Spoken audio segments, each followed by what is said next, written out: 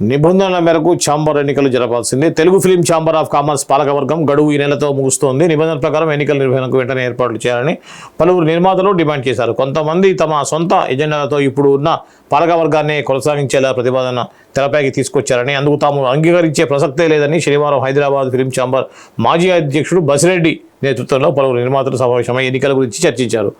ప్రజాస్వామ్యయుతంగా ఎన్నికలు జరపాలని సోమవారం ఛాంబర్కి వినతి పత్రం సమర్పించాలని నిర్ణయించారు.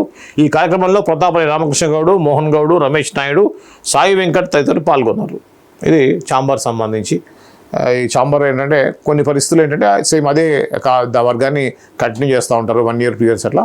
ఈ క్రమంలో అలా కాకుండా మళ్ళీ ఎలక్షన్స్ పెట్టాల్సింది 3 years అయిపోయింది కాబట్టి ఖచ్చితంగా మళ్ళీ ఎలక్షన్స్ని పెట్టి ప్రజాస్వామ్యబద్ధంగా ఆ యొక్క నాయకుల్ని ఎన్నుకోవాలనేది ఇక్కడ వీరి యొక్క వినతి లాగా తెలుస్తుంది. నిన్న జరిగినటువంటి ఆ యొక్క ఏదైతే సమావేశంలో వాళ్ళు చేశారో సోమవారం రోజున లెటర్ ఇవ్వాలని చెప్పేసి నిర్ణయించుకున్నారు. ఖచ్చితంగా ఎలక్షన్స్ పెట్టాలంటే పెట్టే అవకాశం అయితే ఉంటుంది.